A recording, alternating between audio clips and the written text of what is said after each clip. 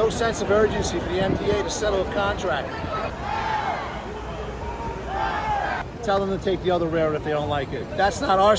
9,508 ऐसे विद्यालय हैं जिसमें मात्र एक शिक्षक हैं।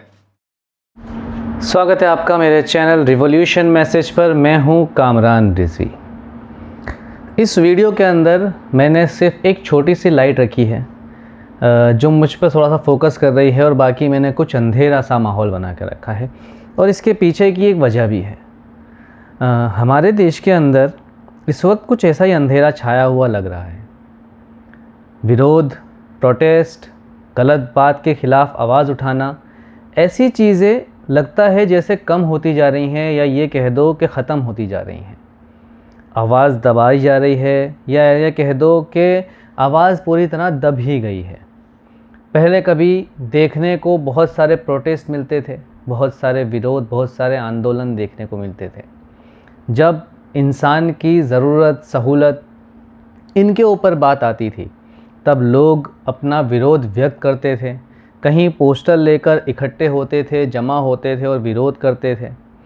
और सरकारें उन पर जुल्म करने की जगह उनकी बात को सुनकर, उस बात पर सोचकर समझकर कोई फ़ैसला लेती थी। मगर जो अब हो रहा है हमारे देश के अंदर, वो शायद अंधेरा है। वो शायद ऐसा है कि जैसे आँख है मगर कुछ दिख नहीं रहा है।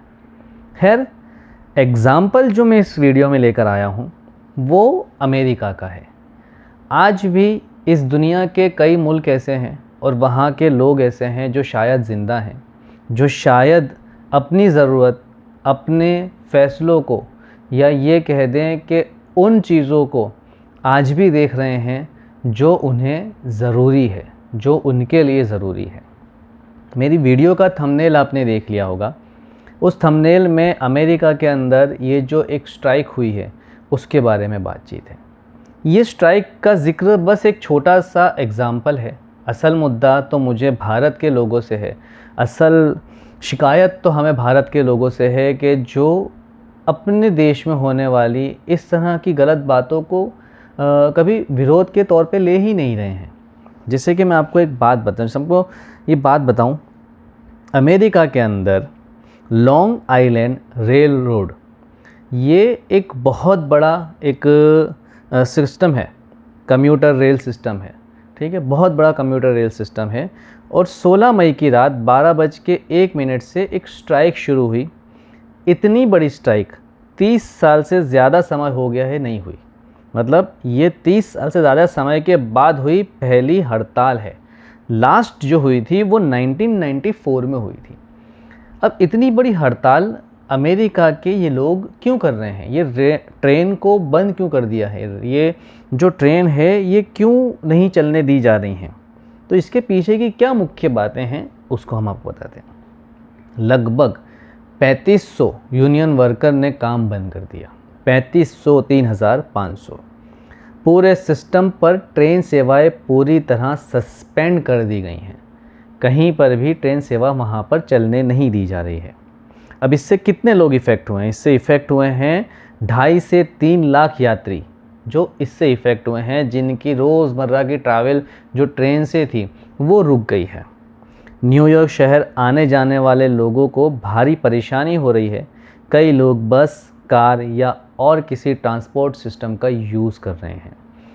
अब बात क्या है? इतना बड़ा जो स्ट्राइक हुआ, लोग जो सड़कों पे हैं, ये तस्वीरें जो लगातार मैं चला ही रहा हूँ वीडियो के अंदर, ये भी आप देख रहे हैं। तो ये इतना बड़ा स्ट्राइक क्यों करा गया? तो इसके पीछे का विवाद, यूनियन की मांग है कि 5% वेतन वृद्धि दी जाए महंगाई को देखते हुए, जबकि MTA मेट्रोपॉलिटन ट्रांसपोर्टेशन अथॉरिटी ने 3% की वृद्धि प्लस एक मुश्त राशि का ऑफ़र दिया है। पेंशन और बेस पर भी बात नहीं बनी है। ठीक है, तो ये जो पूरा मामला है, अब इस मामले को थोड़ा सा समझना चाहिए, और ये भारतीयों को ख़ास समझना चाहिए, क्योंकि भारतीयों के साथ ये हो रहा है मगर उनको दिख ही नहीं रहा है।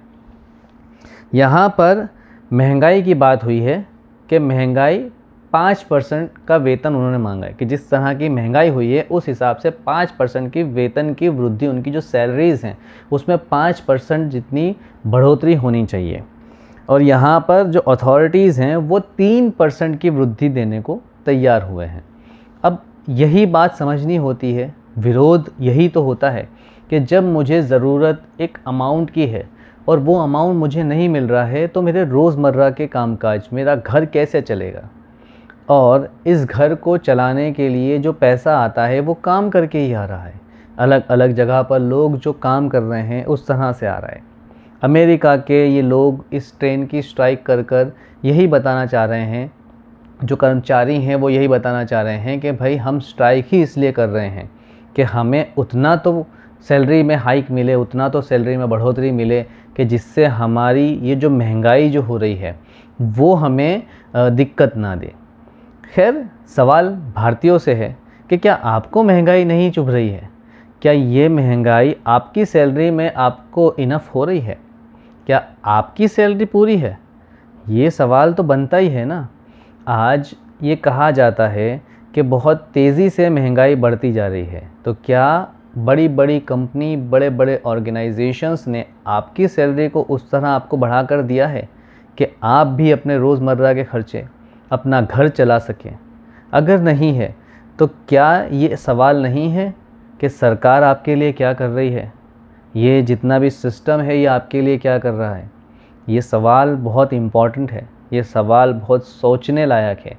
अगर आपके मन में, आपके जहन में ये सवाल नहीं आ रहे हैं, आप गोदी मीडिया की वीडियोस देखकर अपने आप को सेटिस्फाई कर ले रहे हैं कि जो हो रहा है सही हो रहा है, तो यकीन जानिए आपकी सोच एक गुलामी की तरफ बढ़ चुकी है। आप बिल्कुल गांधारी की तरह हो चुके हैं कि आपने आँखों पर पट्टी बांध ली है और आप कुछ देखना ही नहीं चाह रहे हैं। जबकि सच यही है कि जैसा अमेरिका में हो रहा है, शायद भारत के भी कई ऐसी ज़िले हैं, कई ऐसे राज्य हैं, कई ऐसे गांव और कस्बे हैं कि जहां पर लोग परेशान हैं। आम आदमी पार्टी के सांसद संजय सिंह ने भी इस मुद्दे पर बात उठाई थी। उनका एक वीडियो आया था सोशल मीडिया के ऊपर जिसमें वो कह रहे थे कि उत्तर प्रदेश के अंदर कई हज़ार सरकारी स्कूल ऐसी हैं जहां पर शिक्षकों की कमी है और इसी वजह से वो सरकारी स्कूल बंद होने की कगार पे आ चुके हैं। तो क्या ये विरोध व्यक्त करने की बात नहीं है? उत्तर प्रदेश में करीब करीब 9,508 ऐसे विद्यालय हैं जिसमें मात्र एक शिक्षक हैं। 9,508 विद्यालय ऐसे हैं उत्तर प्रदेश के अंदर जिसमें मात्र एक शिक्षक हैं। मैं उत्तर प्रदेश के मुख्यमंत्री जी से और शिक्षा मंत्री जी से पूछना चाहता हूं, क्या एक शिक्षक के भरोसे कोई स्कूल चल सकता है? ऐसा तो कैसा हमारा सिस्टम हो गया है, ये बहुत बड़े सवाल खड़े हो रहे हैं। मगर मैं सिर्फ आपको मोटिवेट कर रहा हूँ, मैं सिर्फ आपको ये चाह रहा हूँ कि आप भी उन मुद्दों को देखें और कम से कम इन अमेरिकन्स की तरह ज़िंदा दिल बने। जैसा ये लोग विरोध कर रहे हैं ऐसा आप भी कोशिश करें, थोड़े से ही पैमाने पर करें। एक शुरू करेगा तो शायद पूरे सिस्टम को झंझोड़ दिया जाएगा और लोग उसमें जुड़ जाएंगे। ये ज़रूरी होता है आलोचना करना, ये ज़रूरी होता है उन मुद्दों पर बात करना जो हमारे लिए, हमारी रोज़मर्रा ज़िंदगी के लिए ज़रूरी हैं, जो हमारी रोज़मर्रा ज़िंदगी को अफेक्ट करते हैं। फ़िलहाल के लिए इतना ही। मैं जानता हूँ वीडियो बड़ी स्लो, बड़ी ही कह सकते हैं कि वीडियो में कुछ मैंने तड़कता भड़कता नहीं कहा, मगर मुझे अफ़सोस है मैं अपने देश में हो रहे ऐसी चीज़ों को देख रहा हूँ जिसको मैं अपने आसपास वालों को देखते हुए नहीं देख रहा हूँ। मतलब मेरे आसपास के लोगों को मैं देख रहा हूँ कि उनकी इन बातों पर कभी नज़र ही नहीं जा रही है। इसलिए मैंने सोचा कि शायद अमेरिका का ये एग्ज़ाम्पल जो अभी ताज़ा 16 मई का है वो सुनकर उनकी आंखें खुलें, शायद उनको वो चीज़ें दिखें जो उनके लिए ज़रूरी है। फ़िलहाल के लिए इतना ही। अगर वीडियो पसंद आया है तो वीडियो को लाइक ज़रूर कीजिएगा, शेयर ज़रूर कीजिएगा और चैनल को सब्सक्राइब करना ना भूलिएगा। बहुत बहुत शुक्रिया। अपना ख्याल रखिएगा।